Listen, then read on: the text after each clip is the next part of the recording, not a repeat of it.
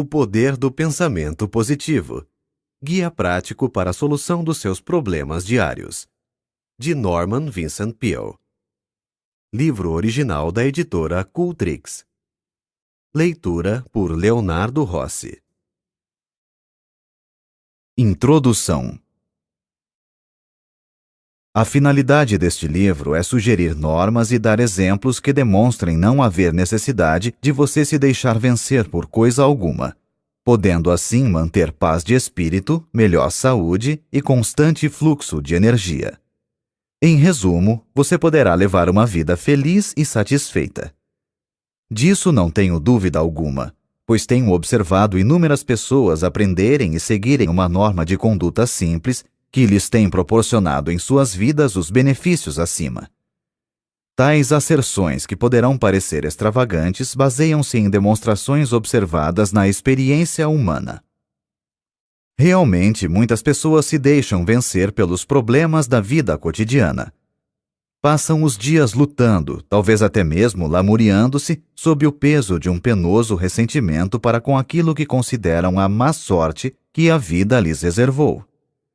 Em certo sentido, poderá haver tal coisa como a sorte nesta vida, mas existe também um espírito e método pelos quais poderemos dominar e mesmo determinar essa sorte.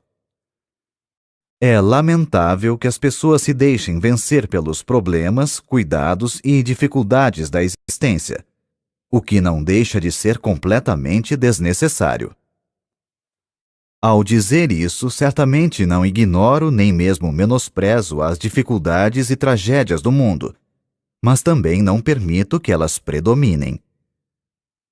Você poderá deixar-se dominar pelos obstáculos a ponto de eles o escravizarem e se tornarem os fatores dominantes. Sabendo como afastá-los do espírito, recusando-se a tornar-se mentalmente subserviente a eles e canalizando a força espiritual pelos seus pensamentos, você poderá sobrepujar os obstáculos que comumente poderiam esmagá-lo. Pelos métodos que delinearei, não haverá lugar para que tais obstáculos se interponham para destruir-lhe a felicidade e o bem-estar. Você apenas será vencido se quiser. Este livro lhe ensinará como não querer ser derrotado. O objetivo deste livro é direto e simples. Não há nele pretensão de oferecer lavores literários e tampouco demonstrar quaisquer conhecimentos desusados da minha parte. Foi escrito com o único fim de auxiliar o leitor a conseguir uma vida feliz, satisfeita e digna. Creio inteira e entusiasticamente em certos princípios realmente eficientes, que, se praticados, proporcionarão uma vida vitoriosa. É meu alvo expô-lo neste volume de uma maneira lógica, simples e compreensível, a fim de que o leitor possa aprender um método prático pelo qual chegue a construir para si, com a ajuda de Deus, a espécie de vida que deseja no âmago de seu coração.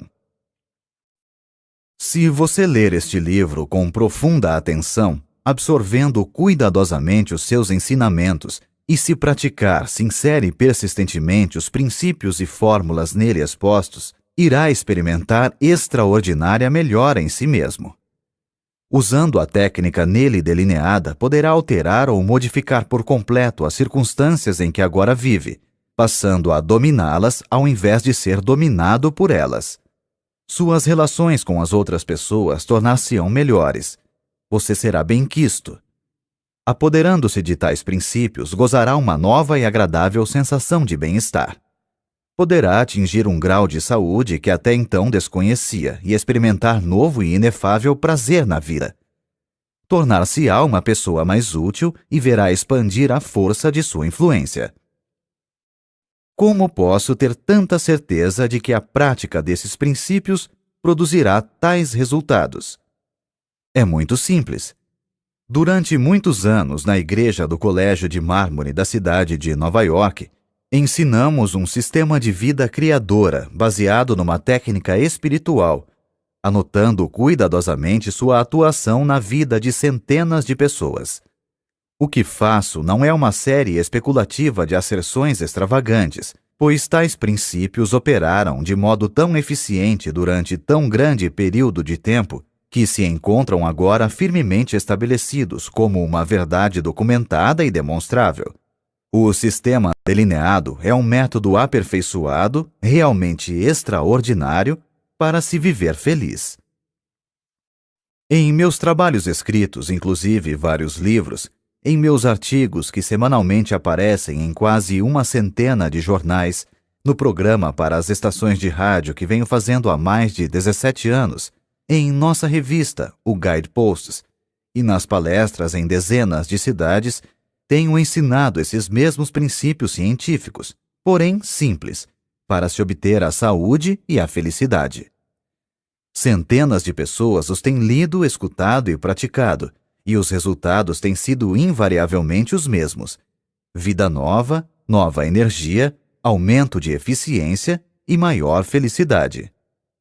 Como muitas pessoas me pediram que pusesse esses princípios em forma de livro, o que seria melhor para estudar e praticar, resolvi então publicar esse novo volume, sob o título de O Poder do Pensamento Positivo. Desnecessário acentuar que os poderosos princípios aqui contidos não são inventados por mim. São-nos dados pelo maior mestre que já viveu e ainda vive. Este livro ensina a religião aplicada. É um sistema científico de técnica prática para se viver feliz e que surte efeito. Norman Vincent Peale. Você acabou de ouvir o trailer. Agora fique com o começo deste audiolivro. Capítulo 1. Tenha confiança em si mesmo. Tenha confiança em si mesmo. Tenha confiança em suas aptidões. Sem uma confiança simples, porém sólida em sua própria força, você não poderá ser coroado de êxito nem ser feliz. Terá, porém, sucesso se tiver a necessária confiança em si mesmo. A sensação de inferioridade e de inaptidão costuma intervir na materialização de nossas esperanças. Mas se tivermos confiança em nós mesmos, atingiremos nossos objetivos. Dada a importância dessa atitude mental, este livro auxiliará você a ter fé e a libertar a sua força interior. É contristador notar o número de pessoas que se veem prejudicadas e infelizes em virtude desse mal que popularmente se designa por complexo de inferioridade. Mas você não tem necessidade alguma de saber desse mal.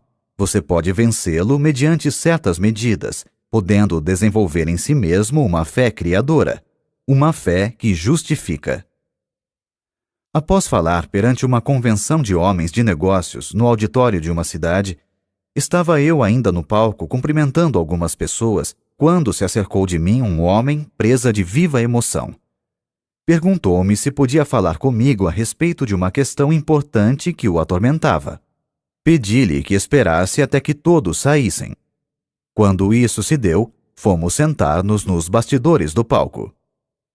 Estou nessa cidade para tratar de um negócio mais importante da minha vida, explicou. Se eu for bem-sucedido, será a minha felicidade. Se fracassar, serei um desgraçado. Sugeri-lhe que se acalmasse um pouco e não encarasse a questão sob um aspecto assim tão desanimador. Se fosse coroado de êxito, seria naturalmente esplêndido. Se não o fosse, bem, começaria novamente a vida. Falta-me confiança em mim mesmo, murmurou ele com desalento. Não tenho confiança em mim, nem creio que possa adquiri-la. Sinto-me deprimido, completamente sem coragem. Realmente, lamentou, sinto-me prestes a naufragar e dizer que estou com 40 anos de idade. Por que me vejo sempre atormentado por essa sensação de inferioridade, por essa falta de confiança e essa descrença constante? Ouvi sua conferência esta noite, o que o senhor falou sobre o poder do pensamento positivo, e desejo perguntar-lhe como poderei adquirir essa confiança em mim mesmo. Há certas medidas a tomar, respondi. Em primeiro lugar, é importante descobrir por que tem essa sensação de que não tem poder algum. Isso requer análise e levará tempo. Devemos sondar os males de nossa vida emotiva, do mesmo modo que o faz um médico ao procurar descobrir algo que fisicamente esteja mal.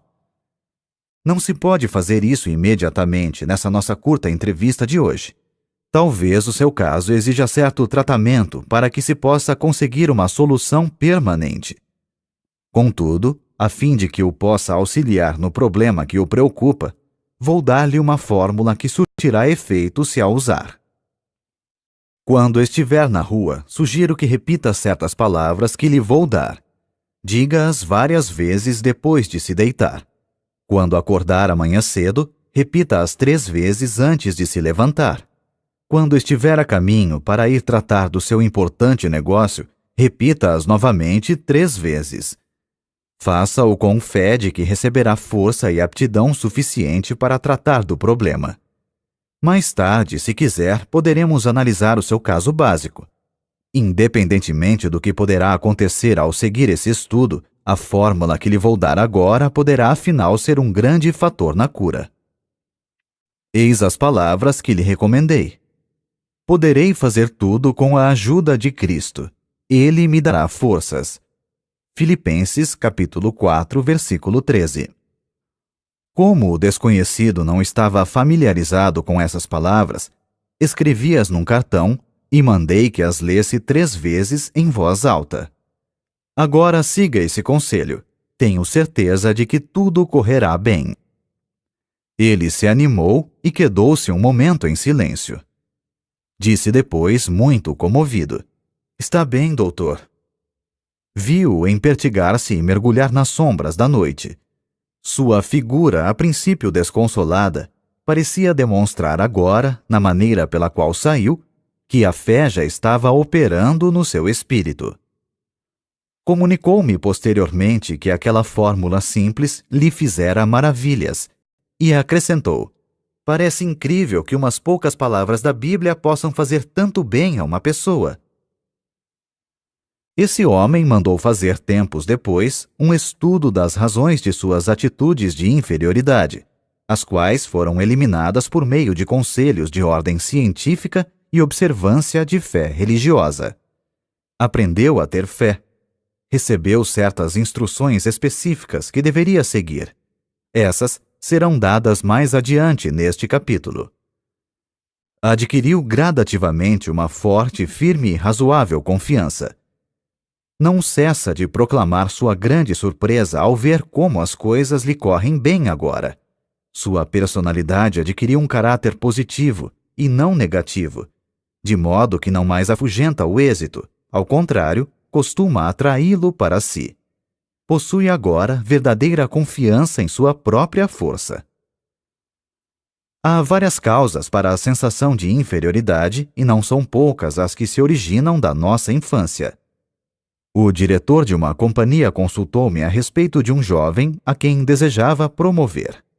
"Acontece, porém," explicou ele, "que não podemos contar-lhe certas informações importantes e sigilosas. É lamentável. Não fosse isso, falo-ia meu assistente na administração. O rapaz tem todas as aptidões necessárias, mas fala muito e, sem que seja esta a sua intenção, divulga questões de natureza particular e importante." Tendo feito uma análise, descobri que o jovem falava muito simplesmente devido a uma sensação de inferioridade, e para compensá-la, sucumbia à tentação de alardear o que sabia. Ligara-se a homens mais ou menos bem instalados na vida, que haviam cursado universidades e faziam parte de associações. Ele, no entanto, havia sido criado na pobreza, não cursara uma universidade e não era membro de associação alguma. Sentia-se assim inferior aos companheiros tanto em cultura como em posição social. Para fazer figura no meio deles e realçar seu amor próprio, seu subconsciente, que sempre procurava prover o mecanismo que compensasse, fornecia-lhe os meios para elevar o seu eu. Sabia o que se passava na alta esfera da indústria e acompanhava o chefe a conferências, onde encontrava homens preeminentes e ouvia importantes conversações de caráter particular.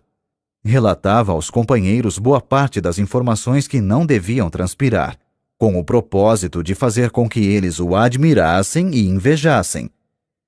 Isso servia para aumentar o seu amor próprio e satisfazer seu desejo de ser reconhecido como um grande elemento. O chefe, um homem bom e compreensivo, quando percebeu a causa dessa característica de sua personalidade, fez ver ao rapaz as oportunidades a que suas aptidões poderiam conduzir. Descreveu-lhe também como aquela sua sensação de inferioridade fazia com que não se pudesse contar com ele em assuntos confidenciais. Caindo em si e observando depois sinceramente a técnica da fé e das orações, o jovem veio a tornar-se um valioso elemento na companhia. Sua verdadeira força tinha se libertado. Posso, talvez, por meio de uma referência pessoal, ilustrar a maneira pela qual muitos jovens adquirem o complexo de inferioridade. Quando menino, eu era extremamente magro.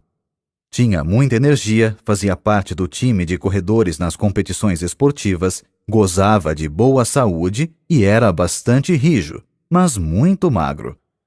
Isso me atormentava porque não queria ser magro. Desejava ser gordo. Chamavam-me de magricela e eu não gostava desse apelido.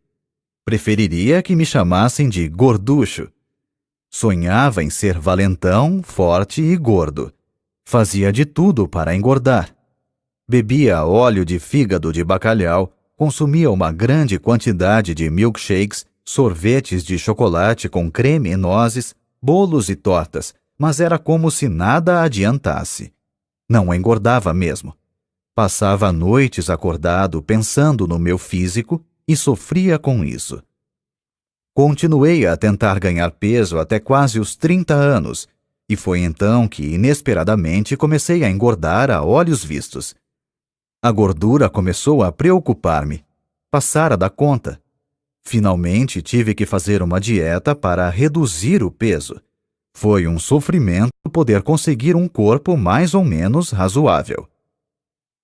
Em segundo lugar, para encerrar esta análise pessoal que estou expondo, para mostrar aos outros como opera esse mal, eu era filho de um pastor e ninguém se esquecia de lembrar-me esse fato. Todos os companheiros podiam fazer o que bem entendessem, mas ai de mim se tentasse fazer uma pequenina coisa qualquer. Lá vinha a crítica. Oh, você, um filho de pastor?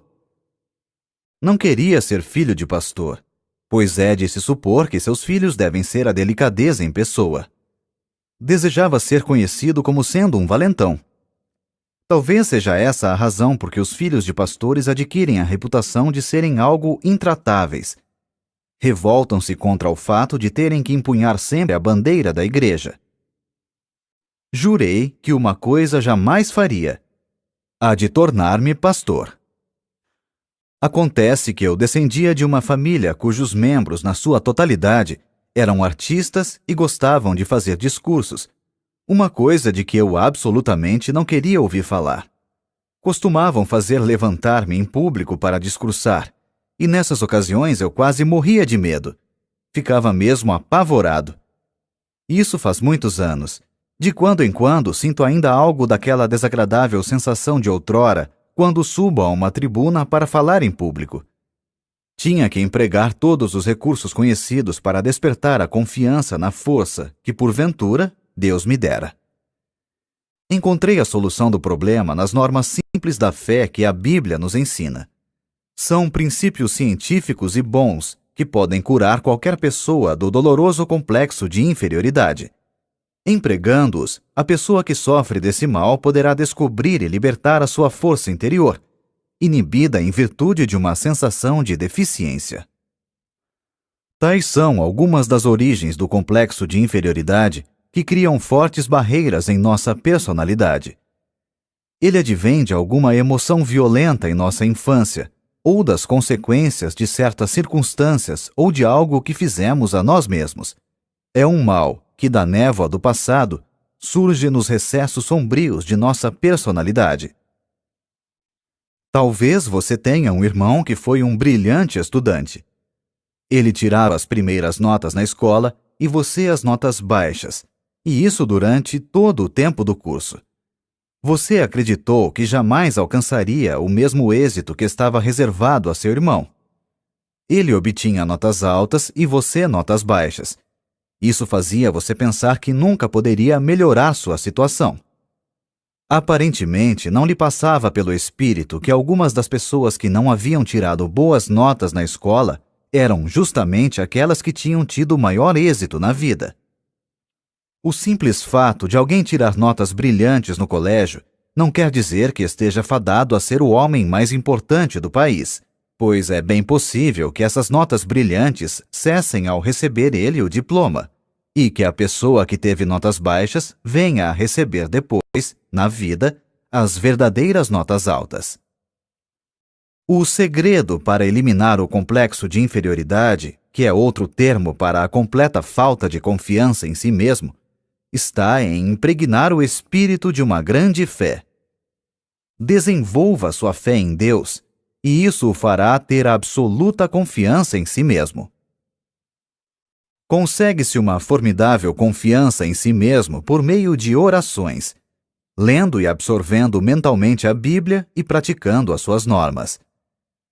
Tratarei em outro capítulo das formas específicas de orações, mas desejo acentuar aqui que é de natureza particular a espécie de orações que produzem a fé necessária para eliminar o complexo de inferioridade. Orações superficiais, formalísticas e rotineiras não são suficientemente poderosas.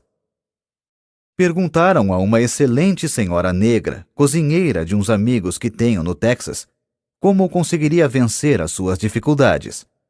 Ela respondeu que os pequenos problemas podiam ser resolvidos por meio de orações comuns, mas que quando havia um problema muito grave, tornava-se então necessário muitas orações. Um dos meus mais interessantes amigos foi o finado Harlow B. Andrews, de Siracusa, Nova York, um dos melhores homens de negócios e um dos mais competentes peritos espirituais que até então conheci. Declarou ele que o mal da maioria das orações está no fato de não serem cumpridas. Aprenda a fazer orações cumpridas para que possa, com fé, chegar a um resultado. Deus avaliará a pessoa de acordo com a magnitude de suas orações. Sem dúvida, ele tinha razão, pois dizem as Escrituras: de acordo com a tua fé é que receberás. Mateus capítulo 9, versículo 29. Portanto, quanto maior o problema, tanto maior a oração. O cantor Roland Hayes citou-me uma frase do avô, um homem que não teve a educação que o neto recebeu, porém, cuja sabedoria natural era evidentemente sólida. O mal de muitas orações é de não virem do fundo do coração. Aprofunde-se em suas dúvidas, temores e inferioridades. Ore muito, faça muitas orações, fazendo-as brotar do íntimo de seu coração, e conquistará uma vital e forte confiança em si mesmo. Procure um competente conselheiro espiritual e deixe-o ensinar-lhe como ter fé. A capacidade de possuir e utilizar a fé e de conseguir a libertação da força que ela proporciona é uma habilidade que, como qualquer outra, deve ser estudada e praticada, a fim de se chegar à perfeição. No fim deste capítulo, há uma lista de 10 sugestões para se vencer o complexo de inferioridade e desenvolver a fé. Pratique-as diligentemente e elas o auxiliarão a criar confiança em si mesmo, dissipando a sua sensação de inferioridade, por mais profunda que seja. Nesse ponto, desejo frisar que para adquirir essa sensação de confiança, é de grande eficiência a prática de infundir no espírito conceitos encorajadores. Se o seu espírito ficar obcecado por ideias de insegurança e inaptidões, será isso naturalmente devido ao fato de as ter deixado dominar-lhe o pensamento durante um longo período de tempo. É preciso que dê ao espírito outra qualidade de ideias mais positivas, o que conseguirá com repetidas sugestões de pensamentos estimuladores. Nas árduas atividades da vida cotidiana é preciso disciplinar o pensamento se se quer educar novamente o espírito e fazê-lo um gerador de energias. É possível, mesmo em meio aos trabalhos diários, alimentar o espírito com pensamentos estimuladores. Permita-me, leitor, que lhe fale sobre um homem que assim procedia, utilizando-se de um método característico. Numa manhã de rigoroso inverno, ele veio buscar-me no hotel numa cidade do Oeste Central, para levar-me a outra cidade 35 milhas distante, onde eu tinha que fazer uma palestra.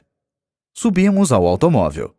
Ele passou logo a imprimir certa velocidade ao carro, o que achei algo inconveniente, pois a estrada estava escorregadia.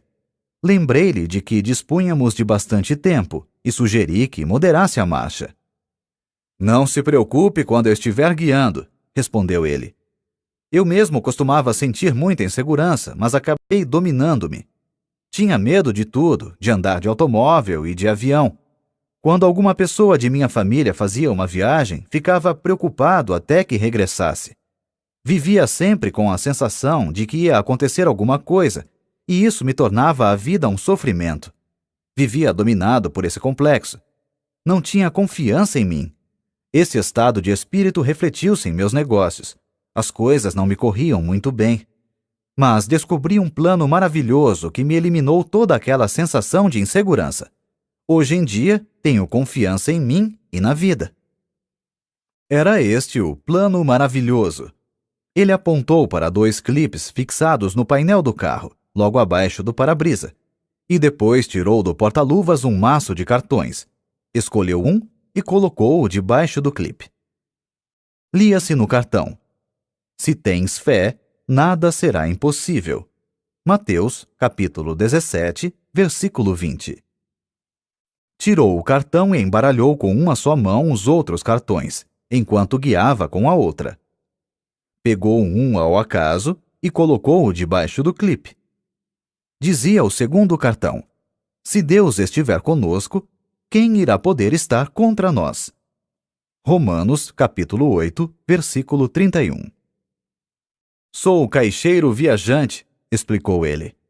"Ando o dia todo de automóvel visitando a freguesia. Descobri que, quando a gente está guiando, toda sorte de pensamentos nos assalta o espírito. Se a qualidade do pensamento é negativa, passa-se o dia todo com ideias negativas, o que é ruim. Era o que acontecia comigo. Quando no automóvel, entre uma visita e outra, costumava pensar coisas pessimistas, sempre com a impressão do medo. E, a propósito, essa era uma das razões por que minhas vendas estavam decrescendo. Mas depois que comecei a usar esses cartões e a decorar suas frases enquanto guio, aprendi a pensar diferentemente. Aquela sensação antiga de insegurança que não me largava desapareceu, por assim dizer. Ao invés de pensar agora em coisas pessimistas, penso em coisas otimistas e encho-me de coragem. É realmente maravilhosa a transformação que esse método operou em mim. Auxilia-me nos negócios também. De fato, como pode uma pessoa esperar fazer uma venda se vai à casa do freguês com a ideia de que não conseguirá vender-lhe coisa alguma? Esse plano usado pelo meu amigo é muito sábio. Imbuindo o espírito com a afirmativa de que Deus está presente e o auxiliará, modificou realmente o processo de seus pensamentos. Deu paradeiro àquela sensação de insegurança que havia muito o dominava. Libertou-se-lhe a poderosa força que nele se achava inibida. Formamos essa sensação de insegurança ou segurança consonante à maneira de pensarmos. Se em nossos pensamentos ficamos sempre na expectativa de horríveis acontecimentos, resultará que ficaremos constantemente presa de uma sensação de insegurança. O que é ainda mais grave, tenderemos a criar, pela força do pensamento, as próprias condições que tememos. Aquele vendedor realmente criou resultados positivos pensando em coisas estimuladoras por meio daquele processo de colocar os cartões diante de si no carro. Sua força, curiosamente inibida por uma psicologia derrotista, flui agora de uma personalidade na qual foram estimuladas atitudes criadoras. A falta de confiança em si mesmo é aparentemente um dos grandes problemas que atormentam um considerável número de pessoas hoje em dia. Fez-se uma investigação em 600 alunos de cursos de psicologia. Pediu-se-lhes que expusessem os seus mais diferentes problemas pessoais. 75% declararam que não tinham confiança em si. Seguramente é de presumir que essa mesma grande proporção se aplique à população em geral. Encontram-se por toda parte pessoas que intimamente são medrosas, receiam enfrentar a vida, sofrem de uma profunda sensação de incapacidade e insegurança e duvidam de sua própria força. No íntimo de seu ser, não confiam em sua capacidade de arcar com responsabilidades. Com isso, deixam de aproveitar as oportunidades que aparecem. Vivem sempre atormentadas por um vago e sinistro temor de que algo não vai dar certo. Não acreditam que o que desejam ser depende unicamente delas, razão por que procuram contentar-se com algo menos digno do que poderiam conseguir com a sua capacidade. Milhares e milhares de pessoas passam a vida rastejando, vencidas e presas do medo. No entanto, na maioria dos casos, tal negação de força é desnecessária. Os golpes da vida, a acumulação de dificuldades e a multiplicidade de problemas tendem a solapar as energias e a deixar a pessoa gasta e desencorajada. Em tais condições, a verdadeira situação da força se acha muitas vezes obscura, e a pessoa deixa-se vencer pelo desânimo, o que os fatos, aliás, não justificam. É vitalmente essencial avaliar novamente os bens que a nossa personalidade possui. Se o fizermos de modo razoável, constataremos que a nossa situação é menos penosa do que se nos afigura. Um exemplo. Um homem de 52 anos veio consultar-me uma vez. Demonstrava estar completamente desesperado. Disse-me que estava liquidado. Informou-me que havia perdido tudo o que tinha, fruto de toda uma existência de trabalho. Tudo? Perguntei. Tudo. Estou liquidado, repetiu. Não ficou coisa alguma. Perdi tudo. Não há mais esperanças e estou muito velho para recomeçar a vida. Perdi toda a fé em mim. Naturalmente, condoeu-me aquela situação.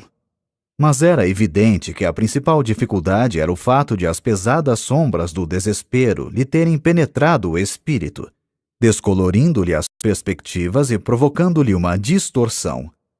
Suas verdadeiras energias tinham ficado inibidas com a tortura de seus pensamentos, travando-lhe assim a ação. Mas que tal se pegássemos uma folha de papel e anotássemos os bens que ainda lhe restam? Propus. Não há necessidade, suspirou ele. Não me ficou coisa alguma. Creio que já mencionei isso. Mesmo assim, vamos ver, insisti. Perguntei-lhe depois. Sua esposa ainda está com o senhor? Como? É claro que está. É uma criatura admirável. Há 30 anos que estamos casados, jamais ela me abandonaria por pior que fosse a situação. Está bem, vamos anotar isso. Sua esposa continua em sua companhia e não o abandonará aconteça o que acontecer. Que diz a respeito dos filhos? Tem filhos? Tenho, respondeu. Tenho 3, e são realmente 3 criaturas adoráveis. Comoveu-me bastante a maneira com que eles logo me procuraram e disseram de seu amor por mim e que também não me abandonariam. Bem, aí temos o item número 2. 3 filhos que o amam e não o abandonarão. Tem amigos? Sim, de fato tenho alguns bons amigos. Devo confessar que foram muito corretos. Vieram visitar-me e disseram que gostariam de auxiliar-me. Mas que podem fazer? Não podem fazer coisa alguma. Este é o item número 3. Tem alguns amigos que gostariam de ajudá-lo e o têm em grande estima. Que me diz de sua integridade? Agiu mal alguma vez? Não há nada contra a minha integridade. Sempre procurei agir direito. Tenho a consciência limpa. Muito bem. Anotemos a sua integridade como sendo o item número 4. Que me diz da sua saúde? Gozo de boa saúde. Poucas vezes fiquei doente. Creio que estou em boa forma fisicamente. Anotemos isso como sendo o item número 5, boa saúde. Que acha dos Estados Unidos? Acha que continuam ainda em franco comércio e seja o país das oportunidades? Acho sim. É o único país no mundo em que eu gostaria de viver. Eis o item número 6. O senhor vive nos Estados Unidos, o país das oportunidades, e está satisfeito de viver aqui. Indaguei depois. E o que me diz de sua fé religiosa? Crê em Deus e crê que Ele o auxiliará? Sim. Não creio que teria suportado tudo isso se não tivesse alguma ajuda de Deus. Agora, vamos ver a relação dos bens anotados. 1. Uma esposa maravilhosa, casado há 30 anos. 2. 3 filhos devotados que não o abandonarão. 3. Amigos que o querem ajudar e que o têm em grande estima. 4. Integridade. Nada fez que o possa envergonhar. 5. Boa saúde. 6. Vive nos Estados Unidos, o maior país do mundo. 7. Tem fé religiosa. Mostrei-lhe na mesa a folha de papel.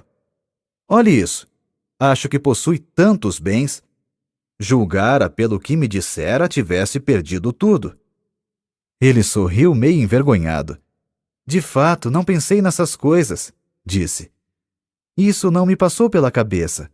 Talvez a situação não seja realmente tão má, declarou pensativamente. Quem sabe? Talvez pudesse começar de novo a vida se conseguisse apenas adquirir certa confiança e pudesse sentir alguma força dentro de mim. Bem, ele compreendeu tudo e tratou de começar a vida novamente. Conseguiu fazê-lo somente depois de ter modificado seu ponto de vista e sua atitude mental. A fé varreu as dúvidas que o assaltavam, e uma força, o bastante para vencer suas dificuldades, emergiu do íntimo de seu ser. Esse incidente ilustra uma profunda verdade expressa num documento muito importante do célebre psiquiatra Dr. Karl Menninger. Disse ele: as atitudes são mais importantes que os fatos. Vale a pena repetirmos essa frase para que possamos aurir a verdade que ela encerra. Qualquer fato que enfrentarmos, por mais penoso que seja, mesmo que pareça irremediável, não será tão importante como a nossa atitude para com ele. Da maneira como julgamos um fato é que poderemos ser derrotados antes que possamos tomar qualquer medida com relação a ele.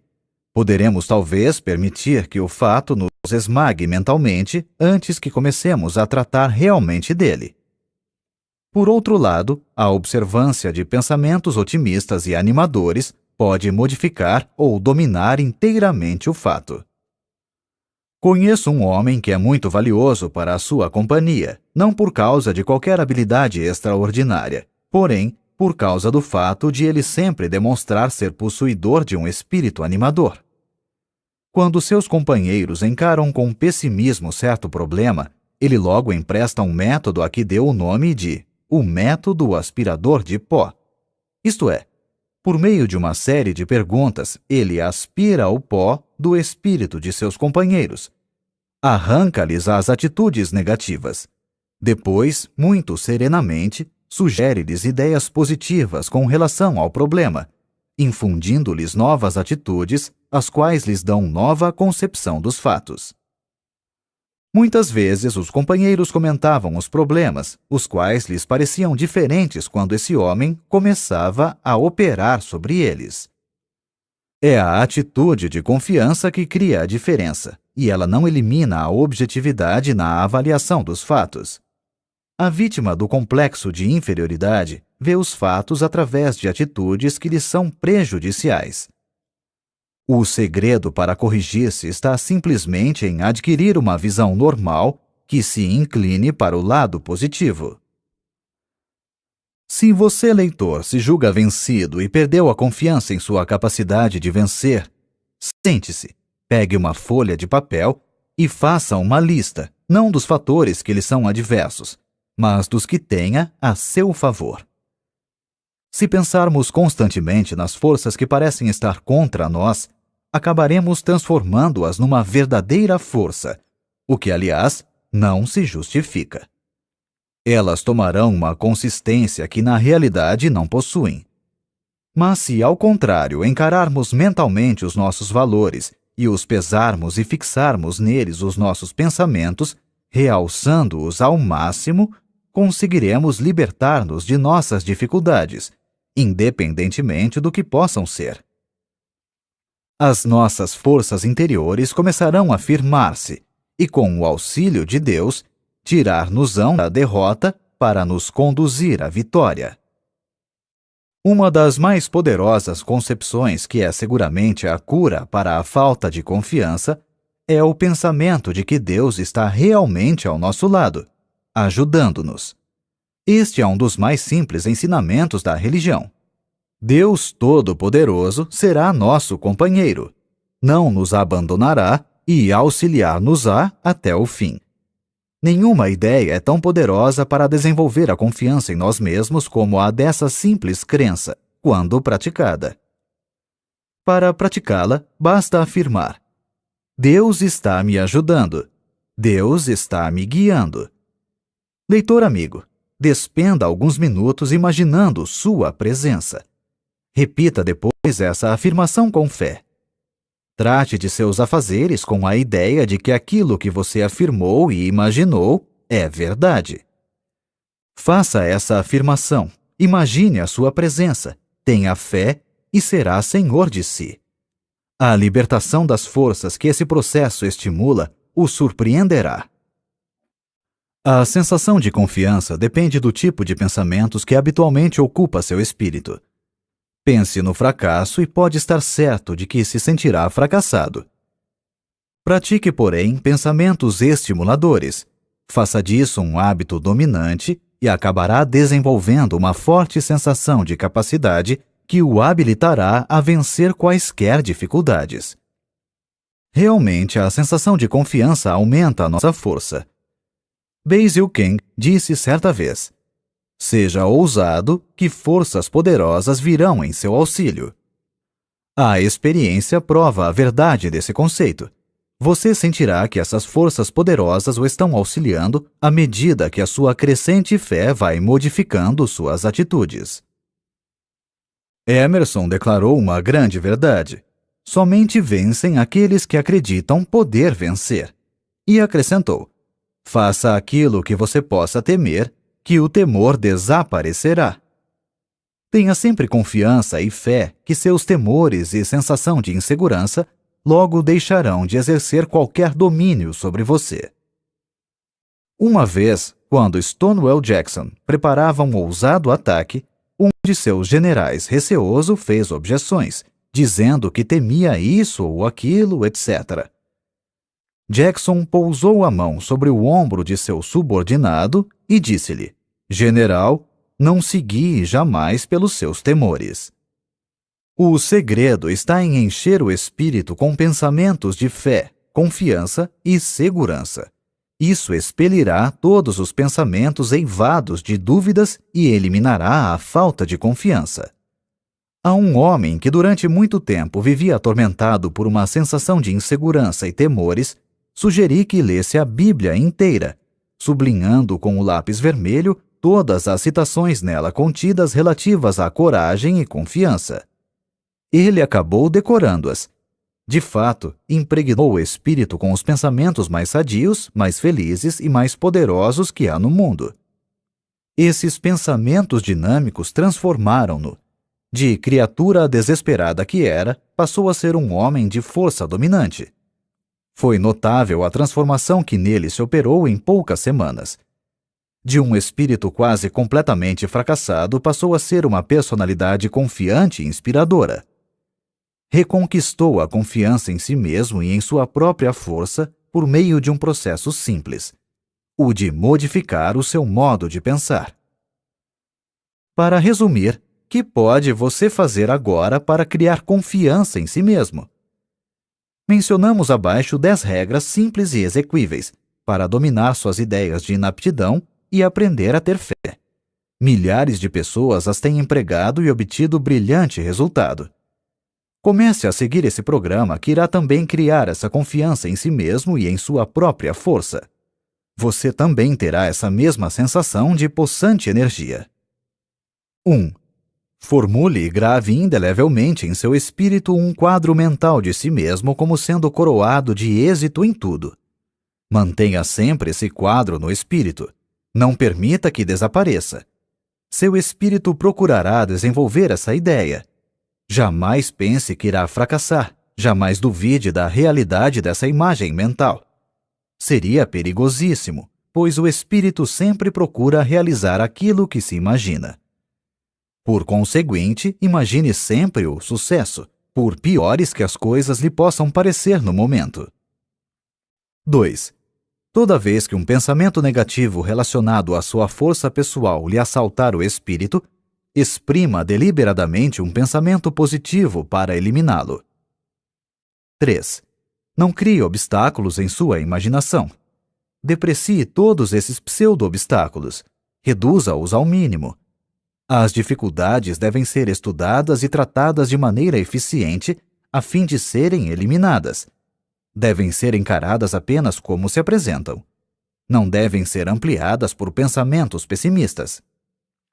4. Não se deixe atemorizar por outras pessoas. Procure imitá-las. Ninguém pode ter a sua eficiência. Lembre-se também que a maioria das pessoas, não obstante mostrar confiança em si, sente-se muitas vezes tão receosa e tão hesitante quanto você. 5. Repita 10 vezes ao dia estas palavras dinâmicas. Se Deus estiver conosco, quem irá poder estar contra nós? Romanos 8:31. Suspenda aqui a leitura e repita-as agora, lentamente e com confiança. 6. Arranje um competente conselheiro para ajudá-lo a compreender a razão de ser de seu modo de agir. Conheça a origem de sua sensação de inferioridade e indecisões, a qual muitas vezes tem muitas raízes na infância. O conhecimento de nós mesmos é um fator de cura. 7. Repita 7 vezes ao dia, em voz alta, se possível, o seguinte versículo: Poderei fazer tudo com a ajuda de Cristo. Ele me dará forças. Filipenses, capítulo 4, versículo 13. Repita-o agora.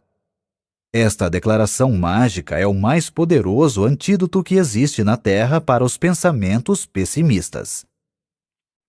8. Avalie exatamente a sua própria capacidade e dê-lhe depois 10% de acréscimo. Não se torne egoísta. Trate de desenvolver o respeito próprio. Tenha confiança na sua própria força como sendo libertada por Deus. 9. Entregue-se a Deus. Para fazer isso, basta dizer simplesmente: estou entregue a Deus. Creia depois que está recebendo, nessa ocasião, todas as energias de que necessita. Sinta-as fluindo para dentro de você. Afirme que o reino de Deus está na sua própria alma. Lucas, capítulo 17, versículo 21. Na forma de uma força apropriada para enfrentar a vida. 10. Lembre-se que Deus está com você e que nada poderá vencê-lo. Creia que está agora recebendo dele toda a força necessária.